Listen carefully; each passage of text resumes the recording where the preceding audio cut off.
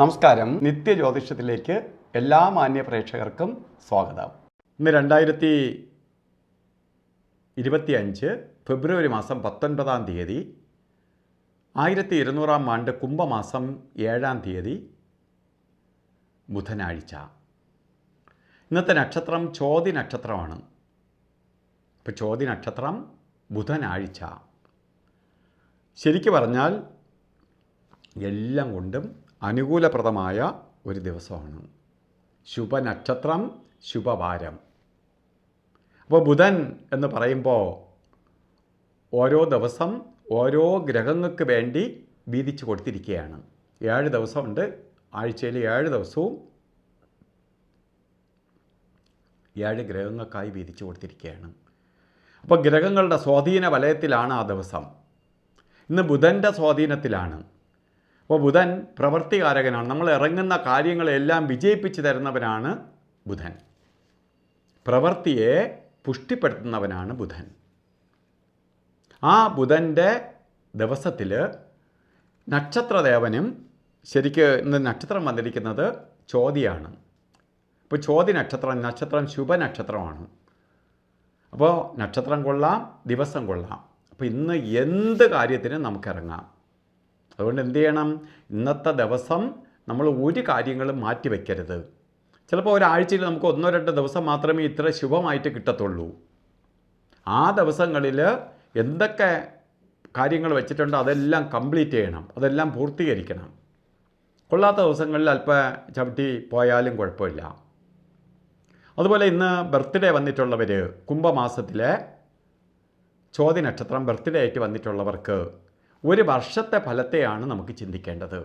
വാർഷിക ഫലത്തെ ചിന്തിക്കുമ്പോൾ നിങ്ങൾക്ക് വളരെ ഭാഗ്യദായകമായ ഒരു വർഷമാണെന്നറിയുക.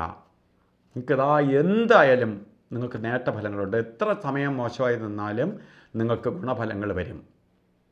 ശരിക്ക് ചെയ്യുന്ന പ്രവൃത്തിയെ വിജയിപ്പിച്ച് തരും. അത് ജോലിയാണെങ്കിൽ ജോലിയിൽ കയറ്റം ഉണ്ടാവും, ബിസിനസ് ആണെങ്കിൽ ബിസിനസ്സിൽ വിജയം ഉണ്ടാവും, മറ്റെന്തെങ്കിലും സംരംഭം തുടങ്ങാനായിട്ടാണെങ്കിൽ അതിനെ വിജയിപ്പിച്ച് തരും. പഠിക്കുന്ന കുട്ടികൾക്ക് നല്ല വിദ്യാഭ്യാസം ഉണ്ടാവും, ഉപരിപഠനത്തിന് ശ്രമിക്കുന്നവർക്ക് അത് സഫലീകൃതമാവും. ഇങ്ങനെ നമ്മൾ എന്ത് മേഖലയിൽ പ്രവർത്തിക്കുന്നുവോ അതിനെ സക്സസ് ആക്കി തരും. അപ്പോൾ നല്ലൊരു വർഷമാണ് നിങ്ങൾക്ക് തന്നിരിക്കുന്നു എന്നറിയുക. അതുപോലെ ഇന്ന് ഓരോ കാര്യത്തിന് ഇറങ്ങുമ്പോൾ നല്ല ദിവസമാണ്, ഉഴപ്പിയിരിക്കരുത്. ഓരോ കാര്യത്തിന് പോകുമ്പോൾ രാഹുകാലത്തിന് യാത്ര തുടങ്ങരുത്.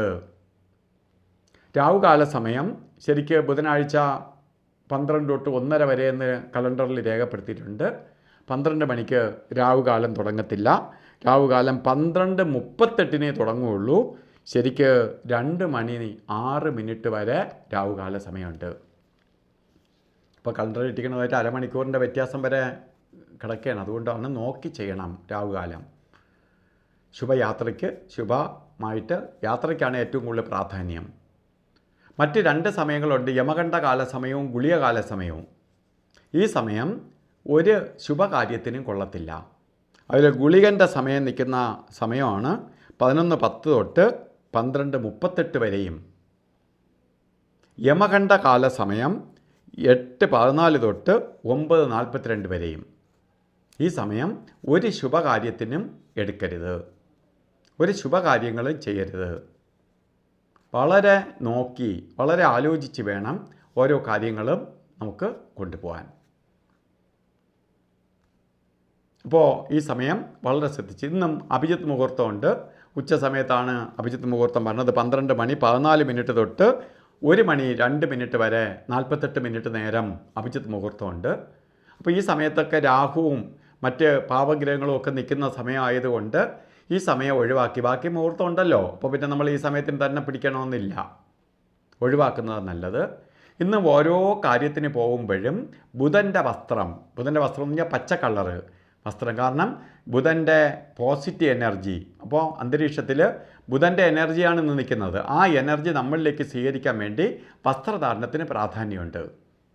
അപ്പോൾ ബുധൻ്റെ കളറായ പച്ച കളറ് വസ്ത്രത്തിൻ്റെ ഉൾപ്പെടുത്തുക. മൊത്തം പച്ചയായിട്ട് നടക്കണമെന്നല്ല, വസ്ത്രധാരണത്തിൽ ഉൾപ്പെടുത്തുക. ഒരു കർച്ചീപ്പായിട്ടെങ്കിലും അല്ലെങ്കിൽ കയ്യിൽ കരുതുക. ഇത് നിങ്ങൾക്ക് ഭാഗ്യത്തെ കൊണ്ടുതരും. മൊത്തത്തിൽ പറഞ്ഞാൽ ഇന്നത്തെ ദിവസം നല്ല ദിവസമാണ്. എല്ലാവർക്കും ഈ ദിവസത്തിൻ്റെ പൂർണ്ണ ഫലം ലഭിക്കട്ടെ എന്ന് പ്രാർത്ഥിച്ചുകൊണ്ട് നിർത്തുന്നു. നന്ദി, നമസ്കാരം.